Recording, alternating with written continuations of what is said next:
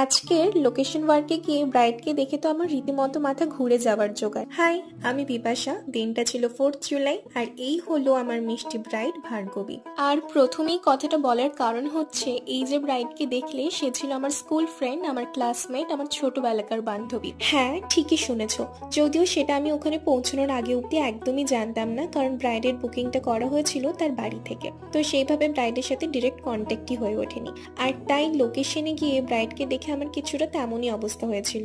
আর এখানে মেকআপটা কমপ্লিট হওয়ার পর চোখ খুলে ব্রাইডের নিজেকে আয়নায় দেখার পর এক্সপ্রেশনটা কিছুটা এমন ছিল। ও এত বেশি ছটপটে, এত অধৈর্য যে একদমই শান্ত হয়ে বসে থাকতে পারছিল না 2 মিনিটের বেশি। সেটা এখানে দেখে হয়তো তোমরাও বুঝতে পারছো। তো তাই তারই মধ্যে তাড়াহুড়ো করে আমার কাজটাও কমপ্লিট করতে হয়। আর এই ছিল ফাইনাল লুক। তো কেমন লাগছে ওকে কমেন্ট করে অবশ্যই জানিও। আর তোমরা যদি তোমাদের স্পেশাল দিনগুলোতে আমাকে বুক করতে চাও তাহলে স্ক্রিনে মেনশন নাম্বারে আমি হোয়াটসঅ্যাপ করতে পারো।